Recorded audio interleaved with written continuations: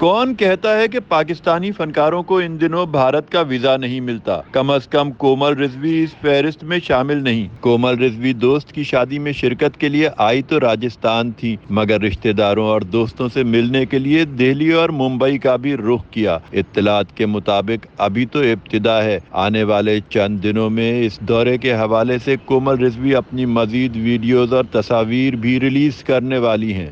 راجستھان کے سمودے پیلس میں ہونے والی تقریبات کے دوران کومل رضوی چھا گئیں۔ ان کے خوبصورت ڈریسز اور شاندار انداز نے سما باندھ دیا۔ متعدد ویڈیو البمز، شاندار گیتوں اور مقبول بھارتی ٹی وی شو BPLOA کی میزبانی نے کومل رضوی کو بھارت میں بھی خوب مقبول بنا رکھا ہے۔